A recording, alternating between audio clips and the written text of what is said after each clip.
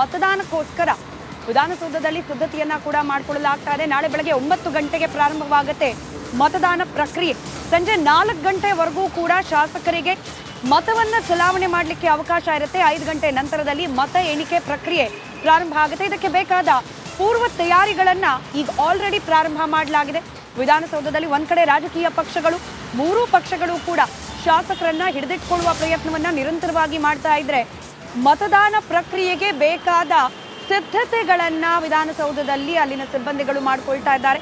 ನಾಳೆ ಬೆಳಗ್ಗೆ 9 ಗಂಟೆಗೆ ಸರಿಯಾಗಿ ಮತದಾನ ಪ್ರಕ್ರಿಯೆ ಪ್ರಾರಂಭ ಆಗಿ 4 ಗಂಟೆವರೆಗೂ ಕೂಡ ಮತವನ್ನ ಚಲಾವಣೆ ಮಾಡಲಿಕ್ಕೆ ಅವಕಾಶವನ್ನ ಮಾಡಿಕೊಳ್ಳಲಾಗಿದೆ.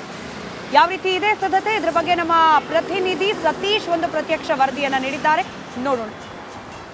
ತೀವ್ರ ಕುತೂಹಲ ಮೂಡಿಸಿರುವಂಥ ರಾಜ್ಯಸಭಾ ಚುನಾವಣೆ ನಾಳೆ ನಡೆಯಲಿಕ್ಕಿದೆ. ಆ ರಾಜ್ಯಸಭಾ ಚುನಾವಣೆ ಮತದಾನ ಮಾಡಲಿಕ್ಕೆ ವಿಧಾನಸೌಧ ಮೊದಲನೇ ಮಹಡಿಯ 106ನೇ ಕೊಠಡಿಯಲ್ಲಿ ಎಲ್ಲ ಸಿದ್ಧತೆಗಳನ್ನು ಮಾಡ್ಕೊಳ್ತಾ ಇದ್ದಾರೆ. ಚುನಾವಣಾಧಿಕಾರಿ ವಿಶಾಲಾಕ್ಷಿ ಅವರು ಇದಕ್ಕೆ ಸಂಬಂಧಪಟ್ಟಂಥ ಎಲ್ಲ ವ್ಯವಸ್ಥೆಯನ್ನು ಇಲ್ಲಿ ಮಾಡಿದ್ದಾರೆ. ನಾವು ನೋಡ್ಬೋದು 106ನೇ ಕೊಠಡಿಯಲ್ಲಿ ಈ ಮತದಾನ ಪ್ರಕ್ರಿಯೆ ನಡೆಯಲಿದೆ. ಇಲ್ಲಿ ಈ ಬಾರಿ 224, ಅದರಲ್ಲಿ ನಿನ್ನೆ ಒಬ್ಬರು ಮೃತಪಟ್ಟ ಹಿನ್ನೆಲೆ 223 ಶಾಸಕರು ಮತದಾನ ಮಾಡಲಿಕ್ಕಿದ್ದಾರೆ. ಅವರಿಗೆ ಮತದಾನ ಮಾಡಲಿಕ್ಕೆ ಇಲ್ಲಿ ಒಂದು ಕೌಂಟರನ್ನು ನಿರ್ಮಾಣ ಮಾಡಿದ್ದಾರೆ. ಮತಪತ್ರವನ್ನು ತೆಗೆದುಕೊಂಡು ಈ ಭಾಗದಲ್ಲಿ ಅವರು ತಮ್ಮ ಮತವನ್ನು ಚಲಾಯಿಸ್ತಾರೆ. ಚಲಾಯಿಸಿದ ನಂತರ ಇಲ್ಲಿ ಏಜೆಂಟ್ಗಳಿಗೆ ಕೂತ್ಕೊಳ್ಳಿಕ್ಕೆ ವ್ಯವಸ್ಥೆಯನ್ನು ಮಾಡಲಾಗಿದೆ. ಒಂದೊಂದು ಪಕ್ಷಕ್ಕೂ ಇಲ್ಲಿ ಏಜೆಂಟ್ರಿಗೆ ಕೂತ್ಕೊಳ್ಳೋದಕ್ಕೆ ಆಸನ ವ್ಯವಸ್ಥೆಯನ್ನು ಮಾಡಿದ್ದಾರೆ.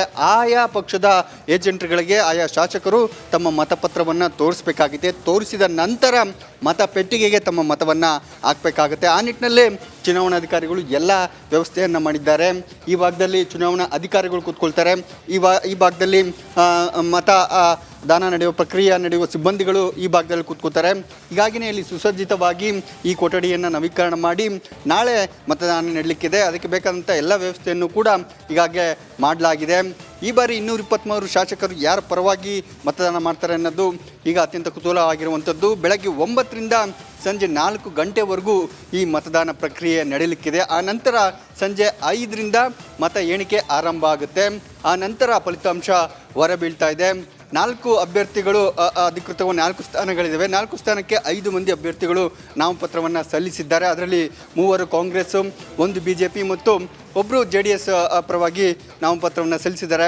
ಒಟ್ಟಾರೆ ನಾಳೆ ಸಂಜೆ 6 ಗಂಟೆಯಷ್ಟೊತ್ತಿಗೆ ಚುನಾವಣಾ ಪ್ರಕ್ರಿಯೆ ಮತದಾನದ ಫಲಿತಾಂಶ ಹೊರಬೀಳಲಿಕ್ಕಿದೆ. ಆ ನಿಟ್ಟಿನಲ್ಲೇ ಚುನಾವಣಾಧಿಕಾರಿಗಳು ಕೊಠಡಿ ಸಂಖ್ಯೆ 106ರಲ್ಲಿ ಎಲ್ಲ ರೀತಿಯ ವ್ಯವಸ್ಥೆಯನ್ನು ಮಾಡಿದ್ದಾರೆ. ಕ್ಯಾಮ್ರಾ ಪರ್ಸನ್ ಮಂಜು ಜೊತೆ ಸತೀಶ್ ಕುಮಾರ್, ರಿಪಬ್ಲಿಕ್ ಕನ್ನಡ. ನಾಳೆ ರಾಜ್ಯಸಭಾ ಚುನಾವಣೆ ಇರುವಂಥ